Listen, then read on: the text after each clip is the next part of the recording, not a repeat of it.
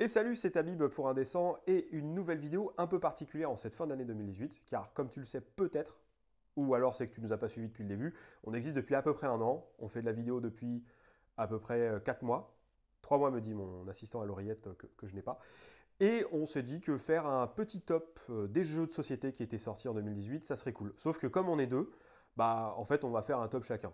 Ou il a déjà diffusé celui d'avant. Enfin, je sais pas, vous verrez, on mettra les liens et tout le tralala. Voilà, donc en fait, ça va être un petit top 3 perso de ce qui est sorti en 2018. C'est parti, jingle!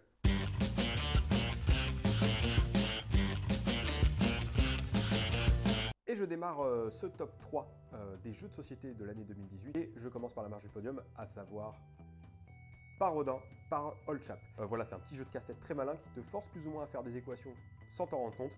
Un très bon boulot. Si tu es en solo ou en multijoueur, c'est très bon quoi qu'il arrive.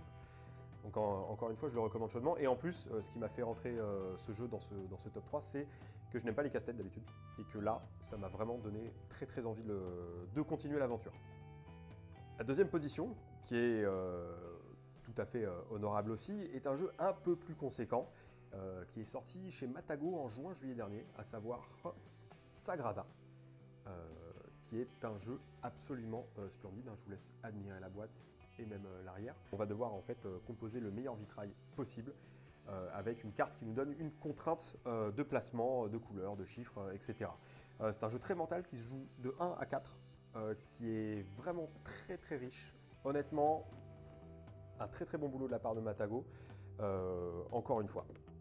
Et du coup, pour terminer ce top, et donc par la première place, j'ai choisi 1. C'est un très bon jeu de dés, de ressources, de pillage aussi, car on peut aller agresser les joueurs. Un bon jeu de combinaison, très agréable à 2, à 3 ou à 4, et ça sera aussi intéressant quel que soit le nombre de joueurs. On est vraiment sur quelque chose d'extrêmement qualitatif. Moi j'ai absolument poncé la boîte, j'ai plus de blocs de score, tellement j'y ai joué. Donc voilà, rien de plus à dire, un très bon jeu, enfin excellent, même presque parfait, édité par la boîte de jeu, qui décidément enchaîne des petits succès assez agréables. On espère que ça sera toujours la même chose en 2019. En tout cas, voilà, moi, c'est vraiment celui qui m'a tapé dans l'œil. Eh bien, c'est désormais la fin de cette petite vidéo de présentation de mon top jeu de société de l'année 2018.